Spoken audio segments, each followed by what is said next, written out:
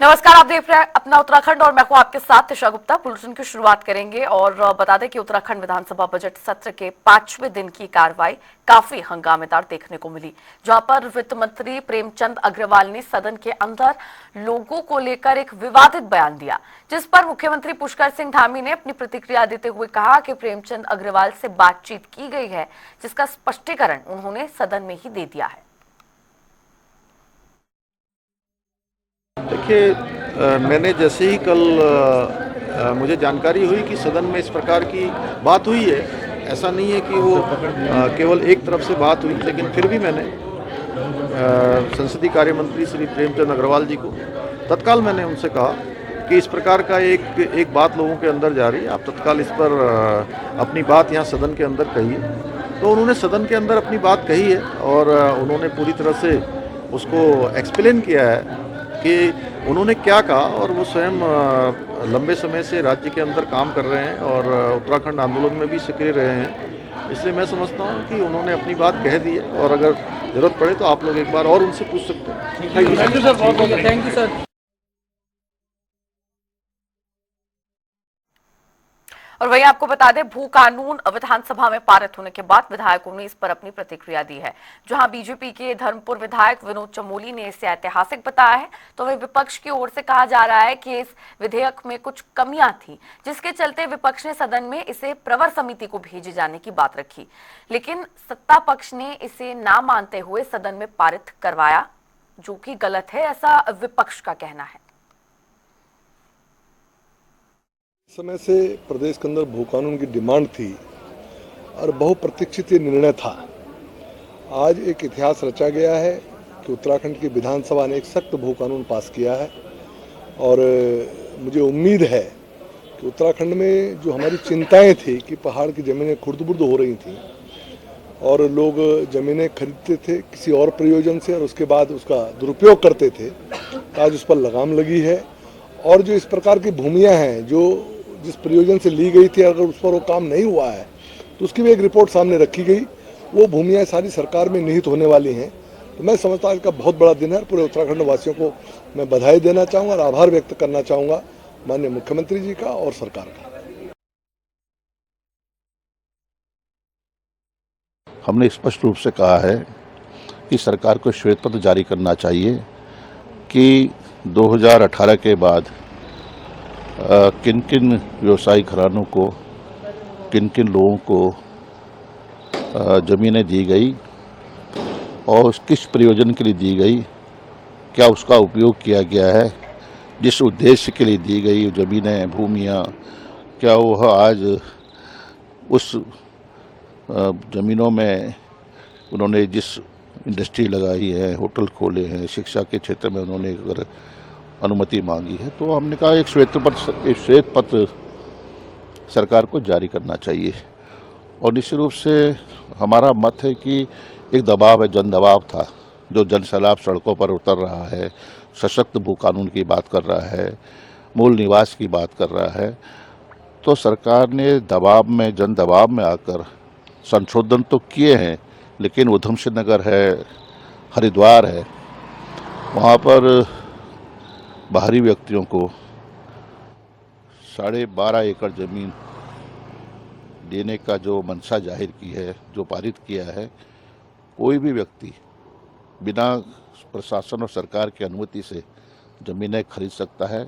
और दोनों ही fertile land हैं, डिस्ट्रिक्ट हैं, जहाँ पर खेती होती है, फसलें होती हैं और गन्ना का उत्पादन होता है, धान और गेहूं की होती है, प्रचुर मात्रा में होती है। अगर वहाँ पर इस तरह से ज़मीनों की खरीद फरोख्त होगी तो संभवतः वो ज़मीनें भी वहाँ पर जिस उपयोग के लिए आज तक हम एक उस क्षेत्र में काम कर रहे हैं, खेती कर रहे हैं, काश्तकार, छोटे मझोले बड़े काश्तकार काम कर रहे हैं, तो मेरा मानना है कि ज़मीनें वहाँ भी सब मिल जाएंगी और जैसा पहाड़ आज खाली हो गया, तराई भी बिल्कुल खाली हो जाएगी। हमने इसका विरोध किया है।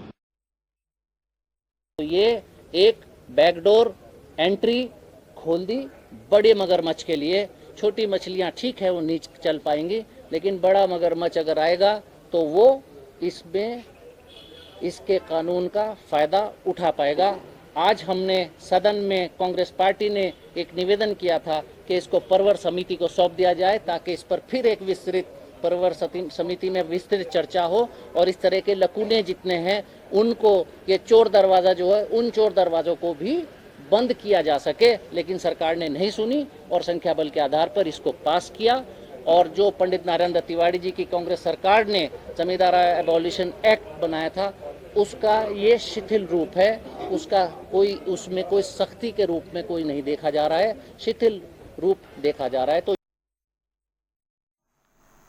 वहीं विधानसभा सत्र के दौरान कृषि मंत्री गणेश जोशी से प्राकृतिक और परंपरागत खेती में अंतर को लेकर सवाल पूछा गया, जिस पर मंत्री के जवाब से कांग्रेस नेता संतुष्ट नजर नहीं आए। हालांकि जब मीडिया ने कृषि मंत्री गणेश जोशी से सवाल किया तो उन्होंने कहा कि मैंने परंपरागत और प्राकृतिक खेती समेत फसलों की पूरी जानकारी दी थी। जिन लोगों ने ये सवाल पूछा था उन्हें खुद ही प्राकृतिक फसलों के बारे में पता नहीं था। देखिए, मैंने कहा कि अभी भी अगर आप वहां पर होंगे, जो जवाब मैंने वहां पर दिया वही जवाब मैं यहाँ पर बोल रहा हूँ। और अभी मैं कह रहा हूँ कि आप किसी भी संस्थान जो कृषि से संबंधित हो उसको आप वेरीफाई कराने, अगर ये चीजें प्राकृतिक खेती में नहीं आती हो, जो मैंने जवाब दिया और पूरे जिम्मेदारी से वहां पर जवाब दिया कि जो हमारी केंद्र सरकार की योजना है उसके माध्यम से कितने हजार हेक्टेयर क्षेत्र को हम नेचुरल फार्मिंग में ले रहे हैं, और मुख्यमंत्री जो हमारी योजना है, मुख्यमंत्री कृषि विकास योजना के अंतर्गत कितने हेक्टेयर क्षेत्र को हम ले रहे हैं और उसमें कौन कौन से जिले हैं, ये भी मैंने उल्लेख किया। लेकिन सारे वक्त के साथी उस बात पर अगर उन्हीं से पूछूं, शायद पूछने वालों को नहीं बताऊंगा प्राकृतिक खेती में कौन कौन सी फसलें हैं। तो इसलिए विधानसभा अध्यक्ष जी के फैसले पर कोई टिप्पणी करना उचित नहीं है, उनके पीठ के अधिकार हैं। लेकिन मैं अभी भी मैं अपने जवाब पर कायम हूं। आपको बता दें, मंत्री अग्रवाल ने अपने क्षेत्रवाद वाले बयान पर खेद प्रकट किया है। उन्होंने कहा कि उत्तराखंड में रह रहे सभी लोग उनके परिवार हैं और परिवार के लोगों के समक्ष अनजाने में कही गई बात के लिए खेद प्रकट करने में उन्हें संकोच नहीं है। साथ ही उन्होंने कहा कि सदन के भीतर उनकी ओर से कही गई बात को तोड़ मरोड़ कर पेश किया जा रहा है। और क्या कुछ उन्होंने कहा वो सुनिए। कल मेरे द्वारा कही गई बात पे कुछ लोग उसे तोड़ मोड़ के पेश कर रहे हैं, और कल मैंने सदन में भी स्पष्ट किया था कि मैं उत्तराखंड में पैदा हुआ, उत्तराखंड में पला बढ़ा और उत्तराखंड में ही मुझे अपना जीवन व्यतीत करना है, उत्तराखंड में ही मुझे रहना है, यहीं मुझे मरना है। और उसके अलावा ये उत्तराखंड हम सभी का है, सभी प्रदेशों के लोग इस सारे उत्तराखंड में रहते हैं। और ऐसी स्थिति में ये खूबसूरत गुलदस्ता है उत्तराखंड, और इसमें निश्चित रूप से यदि किसी को मेरे उस कही गई बात पे किसी की भावना आहत हुई हो तो मेरा न कभी मंशा थी उनकी भावनाएं आहत करना, न मेरी मंशा है, न कभी हो सकती है। हाँ, उसके बावजूद मैं दिल की गहराइयों से, चूंकि उत्तराखंड मेरा परिवार है। और वहीं इससे पहले शहरी विकास मंत्री प्रेमचंद अग्रवाल के विवादित बयान को लेकर हरिद्वार में कांग्रेस ने जमकर प्रदर्शन किया, जिसमें सैकड़ों की संख्या में मौजूद कांग्रेस के कार्यकर्ताओं ने मंत्री के खिलाफ नारेबाजी भी की। इतना ही नहीं, गुस्साए कांग्रेसियों ने मंत्री प्रेमचंद अग्रवाल से इस्तीफे की मांग की है। सरकार के बेलगाम मंत्री प्रेमचंद अग्रवाल कभी सड़क पे मार पिटाई करते हैं और कभी सदन में उनके बोल पूरे उत्तराखंड को शर्मसार करने का काम करते हैं। उत्तराखंड की उस मूल भावनाओं को शर्मसार करने का काम करते हैं जिसके लिए शहादत देके हमारे लोगों ने उत्तराखंड का निर्माण कराया, जिसके लिए कितनी शहादत हुई, उन शहादतों का अपमान करने का काम भरे सदन में प्रेमचंद अग्रवाल करने का काम करते हैं। उनके मुंह से निकले हुए शब्द एक संसदीय कार्य मंत्री के होते हुए असंसदीय शब्द थे, जिनको लेकर कांग्रेस तीखी भर्त्सना करती है। और हम भाजपा सरकार से, धामी सरकार से ये मांग करते हैं कि उत्तराखंड के मूल भावनाओं का सम्मान करते हुए उनका इस्तीफा होना चाहिए। और उसी के खिलाफ आज कांग्रेस ने प्रदर्शन किया है कि ये जो वैमनस्य की राजनीति ये उत्तराखंड में करना चाहते हैं और क्षेत्रवाद की राजनीति को बढ़ावा देना चाहते हैं, उसके खिलाफ कांग्रेस जन सड़क पर उतरेंगे और इसके लिए संघर्ष करेंगे। अगर उनका इस्तीफा नहीं हुआ तो ये आंदोलन और उग्र होगा। आखिर उस बयान में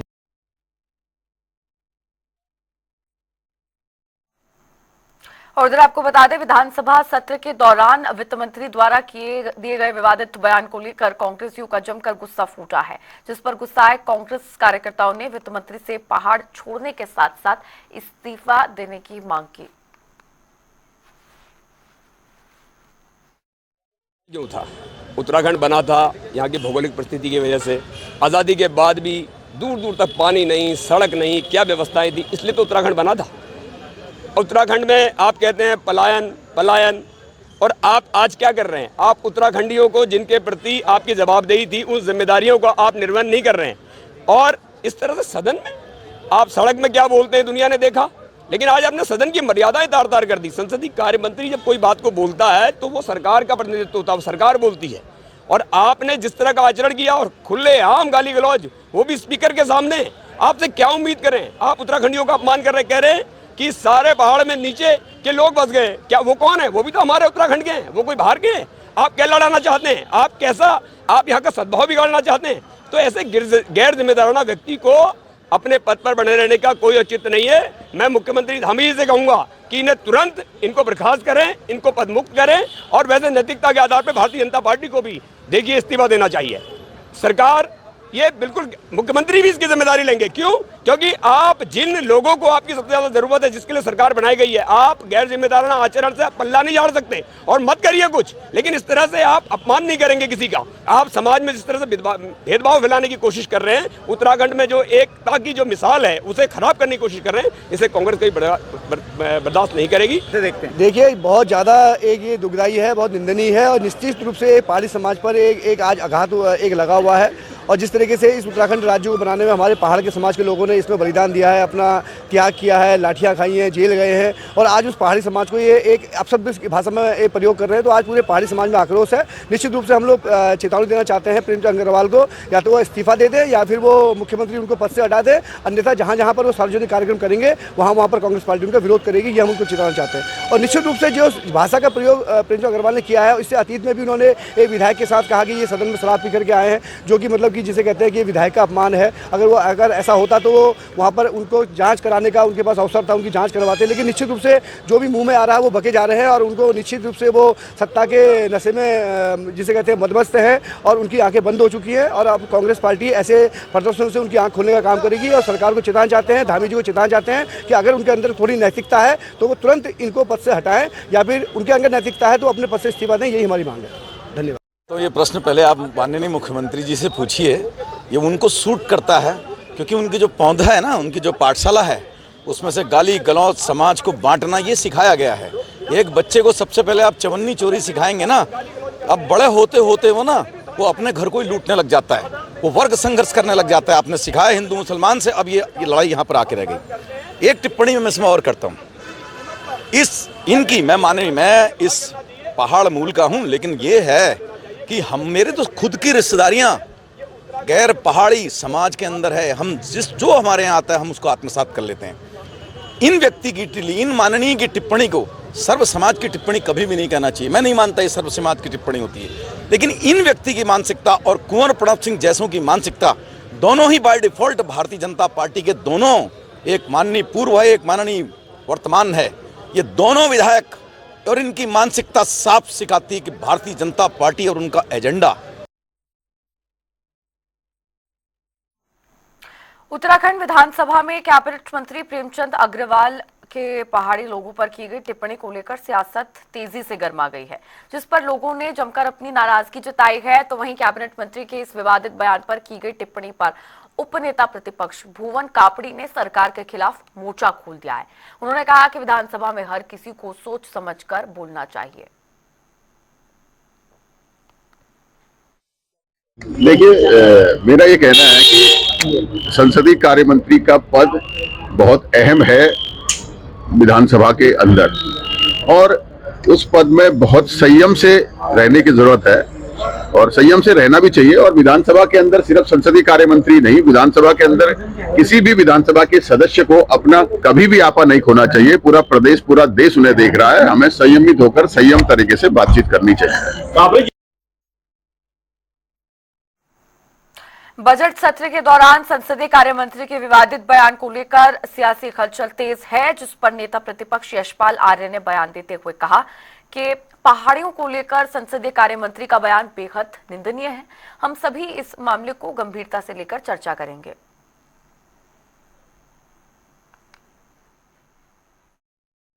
असंसदीय भाषा का प्रयोग नहीं करना चाहिए और एक जो महत्वपूर्ण पद पर आसीन हो उनके द्वारा इस तरह के शब्द पहाड़ को, तराई को, पूरे उत्तराखंड को बांटने का एक प्रयास दिखाई दे रहा है और यह शहीदों के सपनों का उत्तराखंड है, आंदोलनकारियों के संघर्ष का उत्तराखंड है। और जब राज्य का निर्माण हो रहा था, राज्य की उत्तराखंड राज्य की लड़ाई लड़ी जा रही थी, तो उसमें सबने अपनी भागीदारी सुनिश्चित की है। और आज समाज में, उत्तराखंड राज्य में इस तरह का विभेद होगा, किसी की भाषा संयमित भाषा का इस्तेमाल होना चाहिए था और कांग्रेस ने इसको गंभीरता से लिया है। और निश्चित रूप से समाज माननीय अध्यक्ष विधानसभा से अनुरोध करना चाहेंगे इस संदर्भ में कांग्रेस सार्वजनिक तरीके से और संयमित तरीके से सदन में इस प्रकरण को उठाना चाहती है। हम उनका समर्थन भी चाहेंगे। और उत्तराखंड विधानसभा के बजट सत्र के 5वें दिन विपक्ष के विधायकों ने आवारा गौवंश से संबंधित मुद्दों को लेकर सदन में मामला उठाया, जिस पर पशुपालन मंत्री सौरभ बहुगुणा ने जानकारी देते हुए बताया है कि बीजेपी की सरकार में पशुओं पर खास तौर से ध्यान दिया जा रहा है। साथ ही उन्होंने सीएम धामी का धन्यवाद करते हुए कहा कि इस बार बजट में 18 करोड़ रुपए से अधिक धन का प्रावधान किया गया है।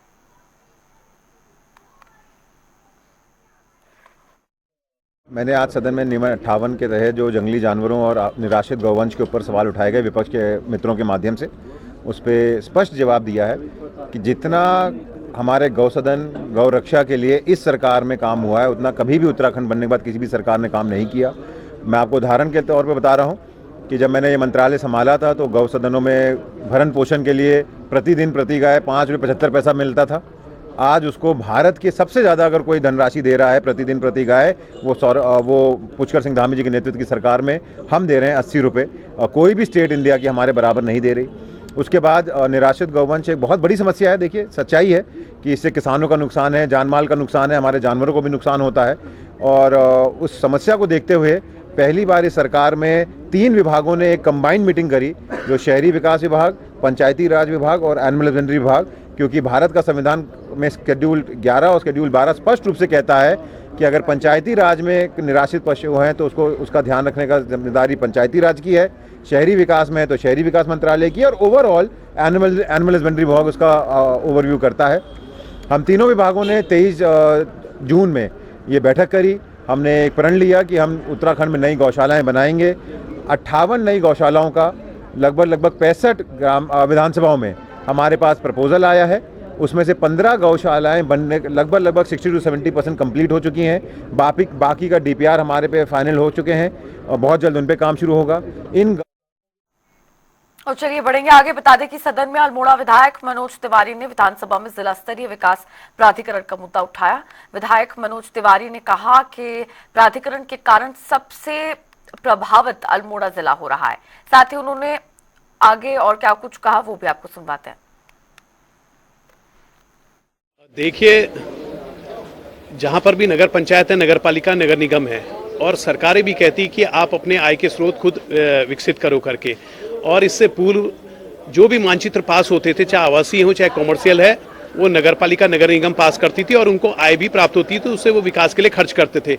लेकिन कुछ समय से प्रदेश के कई जिलों में जिला स्तरीय विकास प्राधिकरण को लागू कर दिया गया है और उससे सबसे ज़्यादा प्रभावित हमारा अल्मोड़ा जिला हो रहा है और वहाँ पर 2 साल से लगभग वहाँ पर धरना भी चल रहा है। हमारी मांग है, मैंने आज नियम 58 में उस प्रश्न को भी उठाया कि जिला स्तरीय विकास प्राधिकरण को समाप्त किया जाए। सरकार ने समाप्त नहीं किया है, निरस्त किया है।